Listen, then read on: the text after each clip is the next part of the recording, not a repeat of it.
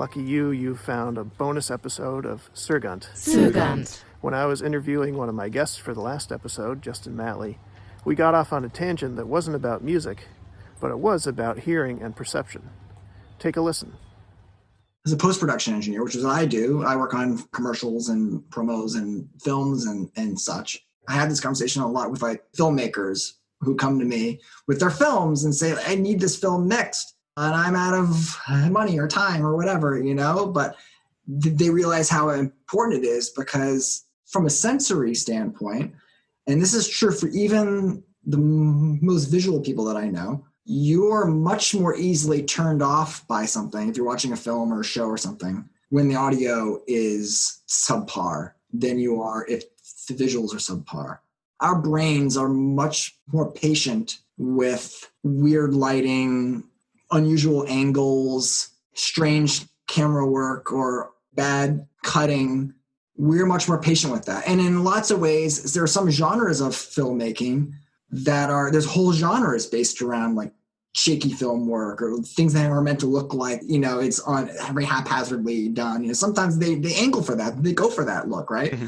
But if the audio is wrong in such a way that doesn't feel real to the scene, like if you're in the Amazon being chased by a crocodile, you expect there to be rough audio because you're in the water and in the Amazon River being chased by a crocodile, right? You're not paying attention to audio. I think the audience understands the link between what they're seeing and what they're hearing as real, right? Mm-hmm. And our job is to make it sound as well as something can within the context of what we're seeing, right? We're supporting the visuals, right? But if a scene is like, if it's an interview with somebody and there's nothing happening visually, and the audio is shot overmodulated, or the music is so loud you can't understand the dialogue, you're not hanging in with that. Can you give me any more examples? I'm really interested in this idea of the average viewer, as your industry understands it, will be much more put off by bad audio than by bad video. You think of like Blair Witch Project, or like, what was that movie with the... it was supposed to look like handheld camera shot. There was like some Godzilla animal or something into the city, and I forget the name of the movie. He's thinking of 2008's CLOVERFIELD. That whole movie largely had subpar video. From a classic filmmaking standpoint, that'd be a shit movie. In terms of like, oh, what was this DP doing? Why did they cut this? Why there's no images aren't stabilized? The color is crazy. They didn't use any lighting for these night scenes. Everything. But it sounded great.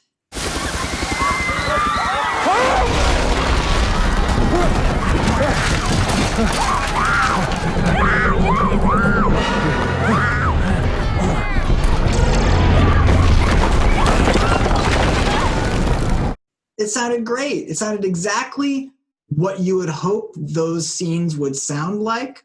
Had they only used the audio from the set for those scenes, it wouldn't have accomplished any of the emotional hits. So sure, you could say that movie was a lo-fi movie, and it was, and it used very lo-fi visual techniques to create the ambiance. But from an audio standpoint, if it had the same lo-fi approach, it wouldn't have been a hit movie. The reason why is because the sound designers and the recording mixer were smart about how they used the sync audio meaning the audio shot on set, and enhanced it with sound design that on set would have not been able to be accomplished ever. It was all done in post. And music and other sound to peel out that to an audience member feels natural. You're not ever thrown out like, oh, this is added. This isn't real. It all feels real from the average audience standpoint. So we're talking like the sound of like sticks crunching beneath your feet as you're running through the woods away from the witch, stuff like that. I'm talking about across the board, whether it's sounds that are distinctly meant to just enhance or replace stuff we're looking at. So yeah, like what you're saying would be like hard effects. So hard effects are like Foley sound. Is that what they call it? Yeah, Foley it would be an example too. Like just things that are very obviously happening on scene or happening around a scene, right? Versus like mood stuff. So like drones or ambiance, but even ambiance can go with this. You can add backgrounds to a scene for lots of different reasons. The first and foremost would be to help smooth out everything, right? So you're adding backgrounds to replace backgrounds on set to help smooth out issues with the dialogue, issues with any other sounds. But also you're going to choose backgrounds that not only think, okay, I would hear these things if I were in this location, but also you're perhaps choosing some backgrounds that help enhance a mood too. And that's kind of where the bridge between like, this is a real sound meant to reflect really what's happening as we're looking at it. But perhaps now maybe there's some like rumblings of wind, or maybe there's some ravens or cawing in the background. And in which case, now it's the crossover. Now you're crossing over from real effects added, weaved in to help solve a problem on set, right? And now you're crossing over into the emotional arena. So now you're finding sounds that find the balance between those two tools, right? And then, of course, there are sounds that are, of course, you're in the forest, you wouldn't hear, but are just there wholly to exaggerate a mood, like some drones or deep laughter or whatever, that are just meant to help enhance whatever mood you're trying to create. And of course, then there's music, which is wholly added to express some emotion. A final thought to tie everything together. If you're watching this as a video, you're seeing 24 frames per second. By contrast, most audio is recorded at 44,100 samples per second. Things wouldn't sound so good if microphones blinked only as often as cameras do. In fact, 24 hertz is right at the bottom of the range of human hearing.